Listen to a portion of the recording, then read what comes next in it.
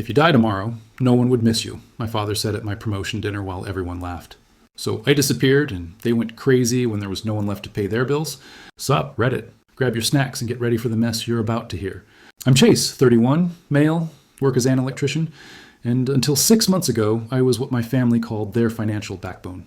Not because I asked for the job, but because I was dumb enough to think helping family meant something more than being their personal credit line. Here's how messed up my family dynamic was. Dad runs a construction business that's been temporarily struggling since Obama's first term. He's sharp as heck when it comes to manipulating people. Knows exactly how to frame every request for money like he's doing me a favor by letting me invest in the family business. Real smooth operator when he wants something. Mom works part-time ATA dental office, 20 hours a week max, and spends the rest of her time perfecting the art of emotional manipulation. She's got this system down to a science. Plant the seed of guilt, water it with tears, then harvest my bank account when I'm feeling like garbage about being an ungrateful son. Never asks directly, just mentions how stressed she is about bills, then sigh dramatically until I offer to help. Then there's my sister Rebecca, 27 years old, changes jobs like most people change their underwear, and has turned being a professional victim into an Olympic sport. Don't mistake her for some helpless case. This chick could sell ice to Eskimos when she wants money. She's mastered the art of crisis creation, always has some emergency that's simultaneously urgent enough to require immediate financial assistance, but never quite serious enough to learn from. I became their ATM gradually, started innocent enough. Dad's truck died. Needed $3,200 for repairs. Just this once, son. Got this big contract starting next month. Except he didn't have a contract. He had a lead that fell through, but by then I'd already paid, and he'd moved on to the next sob story. 7 years of this nonsense. 7 years of being treated like a walking credit card with no interest rate and unlimited forgiveness. I kept receipts for everything. Every Venmo transfer, every wire. Every time I saved their asses from eviction or repossession, all logged and categorized like evidence for a case I never thought I'd need. The wake-up call came at my promotion dinner. I'd just gotten bumped to electrical supervisor, leading a crew of 8 guys, $15,000 raise, company truck, the whole nine. My best friend Peter suggested celebrating at some high-end steakhouse, but my parents insisted on hosting at their place. Family celebration, they said, more intimate, should have known it was an ambush. The dinner was peak family dysfunction. Mom spent 20 minutes gushing over Rebecca's new highlights. $200 worth of salon work, while she was supposedly too broke. Rebecca sat there scrolling through Instagram, completely ignoring her 8-year-old son who was running around destroying their living room. Dad made his usual passive-aggressive comments about how I work too much and need to find a woman willing to deal with someone who's married to his job. Rebecca rolled in an hour late with some nonsense story about traffic. She'd obviously been pre-gaming somewhere, had that slightly glassy-eyed look of someone who'd had just one drink that turned into 4. When they wheeled out the grocery store sheet cake, Dad stood up with his drink like he was about to deliver the State of the Union. "To Chase," he announced, raising his drink. "Our family's cleanup crew. The guy who never lets us down, no matter what kind of mess we manage to step in." Light chuckles around the table. I should have seen what was coming. "Heck," Dad continued, grinning like he just thought of something absolutely hilarious. "If you died tomorrow, no one would miss you. We just panic about who's going to fix our problems and pay our bills." The room exploded. Rebecca actually snorted soda through her nose. She was laughing so hard. Mom giggled and nodded. "Mind if you asked what his grandpa meant?"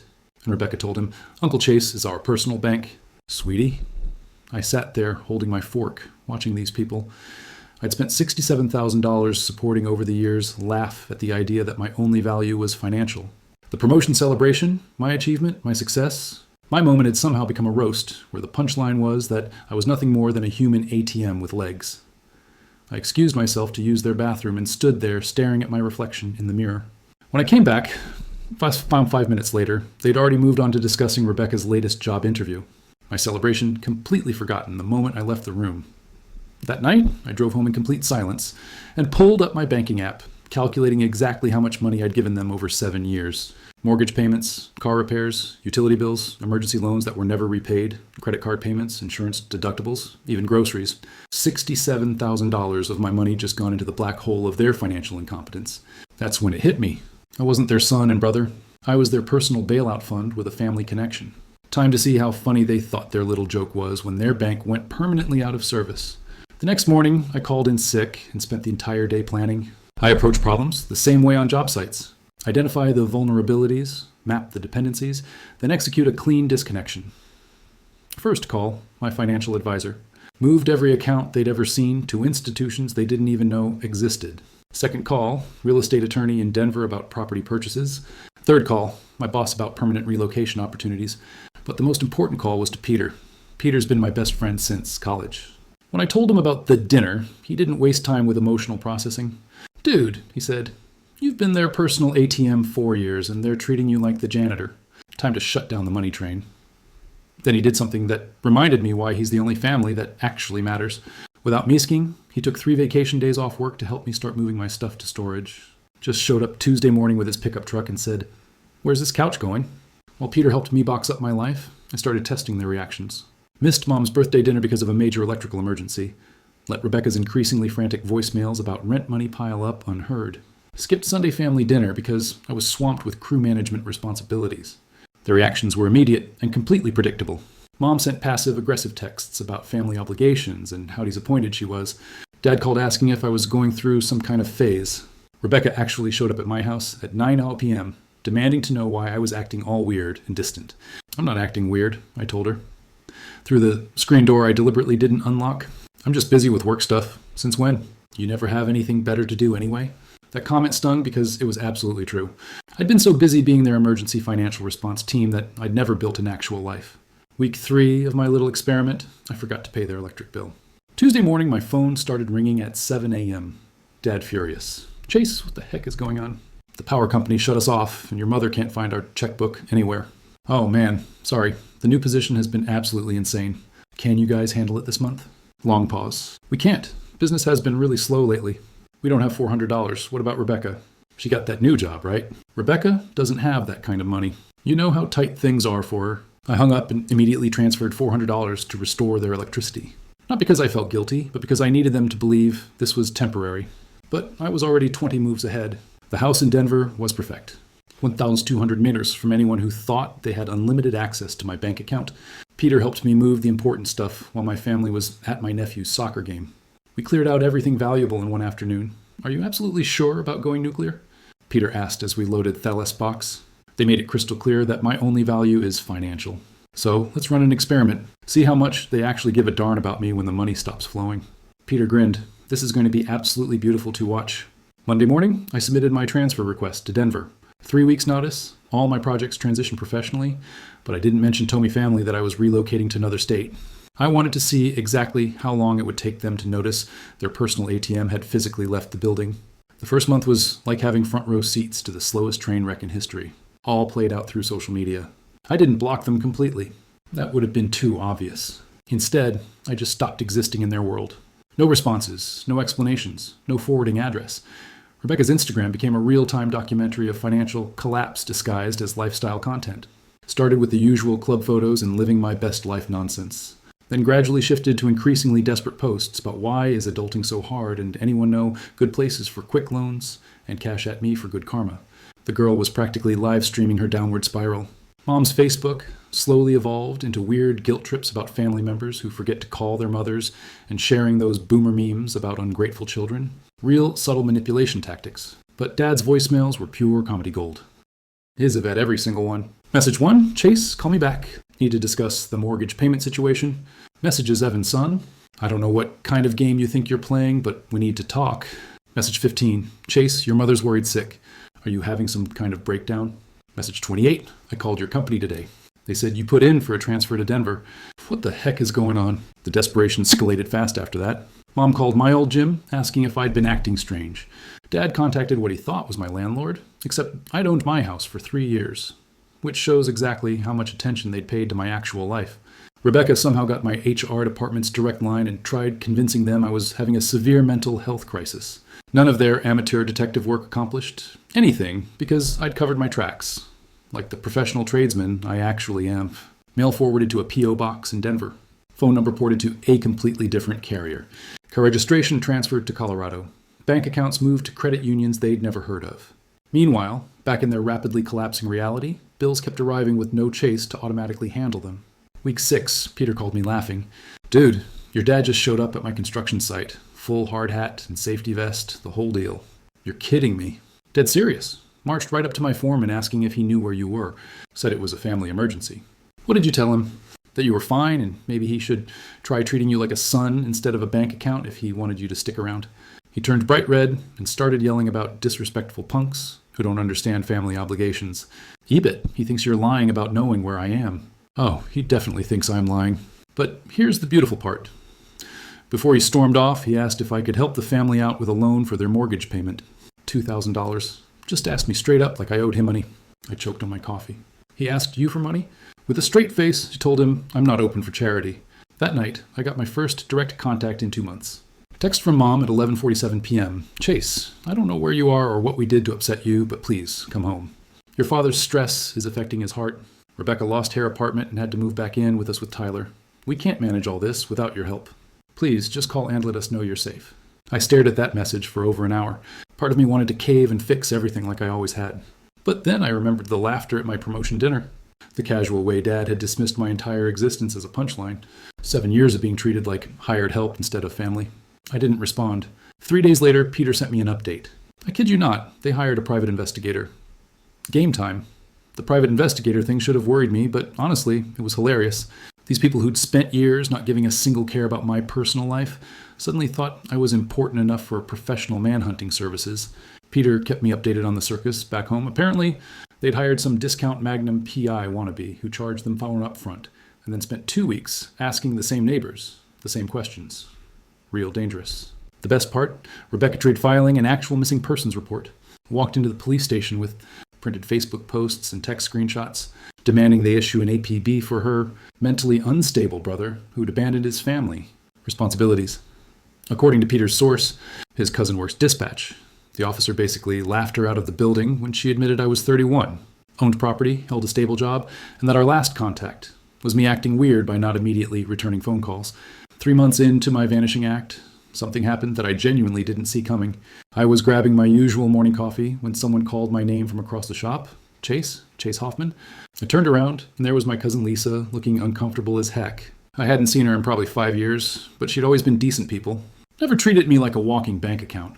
Lisa, what the heck are you doing in Denver? She approached my table like she was walking through a minefield. Can we talk privately? There's some really messed up stuff happening back home that you need to know about. We grabbed a corner table, and she laid out the complete disaster. Dad's business had finally imploded spectacularly. Mom had to take a second job bagging groceries at night. Rebecca was living in their basement with her kid, working at some soul-crushing call center. But here's the thing that Madame drive out here, Lisa said, pulling out her phone. They're not just struggling, they're actively trashing your reputation. She showed me screenshots that made my blood pressure spike. Facebook posts painting me as the selfish villain who turned his back on family when they needed him most. Text message threads where Rebecca called me mentally unstable and probably dangerous. Group chat conversations about how I'd always been weird. They're telling everyone you had some kind of psychotic break. She explained, your dad's claiming you're probably on drugs. Your mom's spinning some story about you having a mental health crisis. Rebecca's been telling people you threatened her the last time you saw her. I never threatened anyone. I know, but she's got half the family convinced you're some kind of ticking time bomb. She pulled out an envelope thick enough to use as a doorstop. This is from your parents. But Chase, I didn't come here to deliver their message. I came because I wanted you to know what they're really saying about you behind your back. The envelope contained exactly what Lisa had warned me about, a complete character assassination disguised as family concern. Photos pulled from my social media that they claimed showed signs of isolation and depression. A detailed timeline of my concerning behavior that painted everything from missing Mom's birthday to not answering phone calls, us evidence of mental instability. But that last page was the real kick in the gut. A letter from some strip mall lawyer named Clark threatening legal action for financial abandonment of dependents and willful neglect of established family obligations. They were actually planning to sue me for refusing to be their ATM. I called Peter immediately. They're threatening to take me to court for not paying their bills. Are you serious? Dead serious. Got some ambulance chaser to write up threats about abandoning my legal obligation to provide financial support to family members. Peter was quiet for a minute. He was thinking. When Peter thinks, bad things usually happen to people who deserve it. Chase, you can't play defense here. These people are never going to leave you alone unless you make it so expensive and painful to mess with you that they'd rather eat glass than bother you again. He was absolutely right. They weren't going to let me go quietly into my new life. They were escalating. Time to remind them what happens when you mess with the patient guy. Their lawyer was exactly what you'd expect from people who get their legal advice from daytime TV commercials. Some strip mall ambulance chaser named Clark, whose office was sandwiched between a check cashing place and a place that sold spinning rims. His threat letter was for pages of complete legal nonsense about implied family contracts and established patterns of financial dependency, basically arguing that because I'd helped them financially for years, I was now legally required to keep paying their bills forever, like some kind of indentured servitude based on shared genetics. My response was to retain Catherine Walsh from the biggest, meanest corporate law firm in Denver. She charged more per hour than my dad made in a good week. But this wasn't about money anymore. This was about making sure they never ever tried this kind of legal terrorism again. Catherine took one look at their pathetic threat and actually started laughing. This is hands down the most ridiculous legal document I've encountered in 23 years of practice, she said. But she also understood the real game being played here. They don't expect to win in court, she explained. This is pure harassment designed to force you back into contact. The lawsuit threat is just an excuse to drag you into settlement negotiations where they can guilt trip you into assuming payments. So we did something they definitely didn't expect. We took their joke lawsuit completely seriously and responded with overwhelming legal force. Catherine filed a countersuit that was beautiful in its ruthless efficiency: harassment, intentional infliction of emotional distress, defamation, fraudulent misrepresentation, and abuse of legal process. We documented every single text message, voicemail, email, and social media post where they'd painted me as mentally unstable. But the real masterpiece was our financial forensic analysis. Catherine's team built a complete accounting of every dollar I'd transferred to them over 7 years. The final tally was even worse than I'd calculated. $73,000 of my money documented down to the penny. Here's our plan, Catherine explained. They want to claim your financial support created some kind of legal obligation. Perfect. We'll treat that as an admission that they received substantial financial benefits under false pretenses. Then we'll demand full repayment with 7 years of compound interest. The legal jujitsu was absolutely perfect. If my helping them financially created binding obligations, then they owed me $73,000 plus interest for breach of contract. If it didn't create legal obligations, then their lawsuit was frivolous harassment, and they owed me for legal fees and emotional distress. Either way, they were screwed. We served them on a Tuesday morning at Dad's business address. Peter happened to be driving by and saw Dad standing in the parking lot holding our legal papers with his face, the exact color of a fire engine. Less than 6 hours later, my phone rang. Mom's number. For the first time in 4 months, I answered. Chase, what is this legal stuff? Why are lawyers calling us? Because you hired a lawyer to threaten me with a nonsense lawsuit, Mom. So I decided to respond with a real lawsuit. We weren't actually going to. We just wanted you to call us back. So you threatened to sue me. We didn't know what else to do. You won't answer calls or texts. We were scared. Scared I might not pay your bills anymore.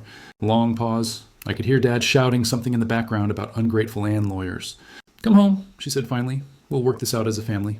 We're not a family anymore, Mom. We're a financial services company and 3 customers who got upset when the bank relocated. I hung up, but the good part was just beginning. Catherine had included comprehensive discovery requests in our counter-ute. We wanted their complete financial records, all communications about me, bank statements, tax returns, everything. 2 weeks later, their strip mall lawyer withdrew from the case. Probably realized he was about to get professionally sanctioned for filing frivolous nonsense. That's when Rebecca called me, sobbing like someone had-e'd. Chase, you have to stop this legal war. Dad's having chest pains from Thestris. Mom can't sleep at night. We can afford real lawyers like you can. Maybe you should have considered that before you decided to weaponize the court system against me. We just wanted our brother back. Your brother? You mean the guy who paid your bills for 7 years and kept his mouth shut about being treated like garbage? That version of me is gone permanently. What do you want from us? We'll do anything. We'll say anything. And that's when I realized they still didn't understand what was happening. They thought this was some negotiation. I want you to leave me alone forever. That's literally the only thing I want from any of you. But we're family. Families don't sue each other for refusing to be ATMs. More crying and begging, but I hung up and blocked her number. 4 days later, Dad hired a new lawyer, someone with an actual downtown office. They sent Catherine a settlement proposal. My family would drop their non-existent lawsuit if I agreed to return home for mediated family counseling. Catherine forwarded the offer with a note. They still think you're negotiating. She was absolutely right. They literally could not process the concept that I was finished with them permanently. This was a complete amputation. Catherine sent back our counter-settlement offer. They could pay $50,000 reduced from the $73,000 we were demanding, plus sign a legally binding agreement that they would never contact me again through any means. Complete no contact, permanently enforceable with financial penalties. Their response came back within 24 hours. Absolutely not. They'd rather go to actual court, risk losing everything, and pay massive legal fees than agree to leave me alone. This was never about family love or financial hardship or even the money itself. This was about control. Peter flew out to Denver for the weekend. We sat on my deck, drinking and watching the sunset paint the Rocky Mountains purple and gold. You realize they're never going to quit voluntarily, right? He said, yeah, so what's the end game here? The end game is making it cost them real money every time they try to contact me. Right now, harassing me is free entertainment. You need to make it expensive enough that they can't afford to keep playing these games. Peter's grin was pure evil. Now you're speaking my language. Monday morning, I called Catherine with updated instructions. No more settlement offers. We were taking this nuclear and asking for everything. Full financial restitution, punitive damages, legal fees, court costs, and a permanent restraining order with criminal penalties for violations. Time to end this war. Court day was everything I'd hoped for and more. Their new lawyer looked like he'd gotten his suit from the same discount rack where he'd bought his confidence. The entire family came to watch their legal strategy collapse in real time. Dad wore his one good suit. Mom dressed in her please feel sorry for me outfit. Rebecca showed up dressed like she was applying for a job at a strip club. Their lawyer went first, spinning some pathetic soba story about a troubled young man who'd abandoned his loving family. When Catherine stood to present our case, she didn't waste a single second on feelings or family dynamics. She went directly for the legal throat. Your Honor, defendants are asking this court to believe that a 31-year-old homeowner with steady employment and no history of mental illness somehow became legally incompetent. The exact moment he stopped funding their lifestyle, she laid out our financial evidence. 7 years of documented payments, every transaction categorized and cross-referenced, $73,000 in voluntary financial support over 7 years. When that support naturally ended, they hired private investigators, made false statements to law enforcement agencies, and attempted to weaponize this court system to force continued payments through legal intimidation. When she called me to testify, their lawyer tried desperately to paint me as mentally unstable, asked leading questions about my sudden relocation to Denver, my complete isolation from family, my abandonment of long-established responsibilities. I kept every answer short, factual, and professionally calm. But these are your parents and sister, their lawyer said, like he just delivered some kind of devastating cross-examination. Yes, they are. And at my promotion celebration, an event meant to honor my professional achievement, my father told a room full of people that if I died tomorrow, nobody would miss me personally. They'd just panic about who was going to pay their bills. I decided to test that hypothesis scientifically. When Catherine cross-examined Dad, the mask came off completely. Mr. Hoffman, you testified that your son had a moral duty to support the family financially. Can you cite any legal authority establishing this duty? It's not about legal authority. It's about family responsibility. It's about loyalty. And what specific support did the family provide? In return for $73,000 in financial assistance, Dad started flailing around talking about raising him right and providing a loving home. Mr. Hoffman, at your son's promotion celebration, did you tell the assembled family that if he disappeared, no one would miss him personally? That was just a joke. Rebecca's testimony was even more devastating. Catherine had screenshots of literally every social media post where she'd publicly trashed me. When asked to provide specific evidence of this alleged dangerous instability, she couldn't point to anything beyond. He stopped returning my calls and wouldn't give me money anymore. Ms. Hoffman, you claim your brother verbally threatened you during your final conversation. What exactly did he say? He said he was tired of being treated like an ATM machine and you interpreted that as a physical threat. How exactly? It was his tone when he said it. Right. Great job, Rebecca. The judge took exactly 14 minutes to deliberate. She dismissed their claims with prejudice, awarded me full damages plus legal fees totaling $89,000, and issued a comprehensive 2-year restraining order prohibiting any form of contact. Outside the courthouse, Dad made one final desperate attempt. He approached me directly while their lawyer tried unsuccessfully to pull him away. Chase, this doesn't have to end like this. We can still work something out. Family to family, man to man. You're right, Dad. It didn't have to end like this. You could have treated me like a son instead of a bank account with legs. But you made your choice when you decided my only value was financial. We can change. We can do better. I'm sure you can with someone else. I walked away and didn't look back even once. 8 months of court-ordered silence followed. 8 months of actual peace where my phone didn't ring with financial emergencies, my email didn't fill up with guilt trips, and I could live my life without constantly worrying about the next family crisis. I started hiking every weekend in the Rockies. Learned to cook actual meals instead of surviving on takeout. Joined a recreational volleyball league. Even went on a few dates with women. For the first time since college, I was building an actual life instead of just funding other people's disasters. But deep down, I knew the peace wouldn't last forever. Restraining orders expire. Legal judgments become old news. And desperate, people with no other options eventually get desperate enough to risk consequences. The call came from Peter on a Tuesday morning while I was reviewing wiring diagrams for a new commercial project. Dude, you're not going to believe this stuff. What fresh nonsense now? Your dad showed up at my apartment complex last night around 9 p.m., just standing by the mailboxes, looking lost. I set down my coffee. Their restraining order specifically doesn't mention you. That's exactly what I said. Claimed he needed me to be a go-between because the family was in full crisis mode and they desperately needed to communicate with you about urgent matters. Apparently, the final financial collapse had been even worse than I'd imagined. Dad's construction business hadn't just failed. It had imploded so catastrophically that he lost his contractor's license and what remained of his professional reputation. Mom got fired from the dental office for missing too many shifts. Rebecca's call center job lasted exactly 7 weeks before she got terminated. Peter continued. He actually asked me to lend them money.